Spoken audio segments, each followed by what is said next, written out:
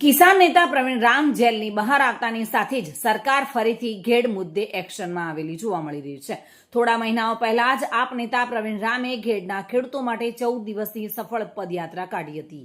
ત્યારે આ પદયાત્રાની અસરના કારણે સરકાર ઘેડ મુદ્દે સફાળે જાગી હોય તેવા દ્રશ્યો ઉપસ્થિત થયા છે। સરકારે પદયાત્રા વખતે તેમજ તાજેતરમાં ઘેડ મુદ્દે 1423 કરોડની વહીવટી મંજૂરી આપી હોવાની જાહેરાત કરી છે। સરકારની ઘેડ માટે 1423 કરોડની મંજૂરી બાદ ઘેડના ખેડૂતો માટે લડનારા પ્રવીણ રામની પ્રતિક્રિયા સામે આવી છે।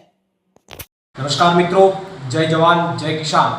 ઘેડના મુદ્દે મેં કરેલી 14 દિવસની પદયાત્રા બાદ ઘેડના ખેડૂતોના મુદ્દે સરકાર સફાળી જાગી હોય એવું લાગી રહ્યું છે।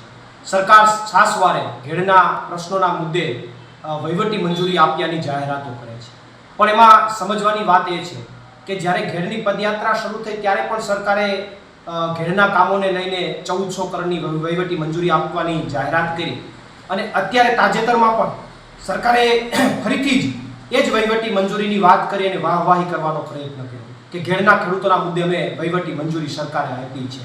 ત્યારે મને એ નથી સમજાતું કે 6 મહિનામાં 2 વાર વહીવટી મંજૂરી કે એક જ વહીવટી મંજૂરીમાં 2 વાર વાહવાહી કરવાનો પ્રયત્ન થયો હોય એવું મને લાગે છે।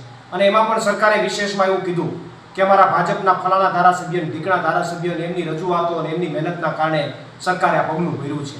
હવે જે ધારાસભ્યોએ કોઈ દી ઘેડ મુદ્દે ચર્ચા નથી કરી, વિધાનસભામાં ચર્ચા નથી કરી, અને મને સ્થાનિકના લોકો દ્વારા જાણવા મળ્યું કે ઘેડ મુદ્દે જ્યારે સ્થાનિક લોકો ચર્ચા કરતા ધારાસભ્યશ્રીનું, ત્યારે ધારાસભ્ય કહેતા કે ભાઈ ઘેડમાં તો આવું જ હોય, ઘેડમાં તો પાણી જ હોય, અને એ ધારાસભ્યોની વાહવાહી કરવાનો પ્રયત્ન સરકાર જ્યારે કરી રહી છે।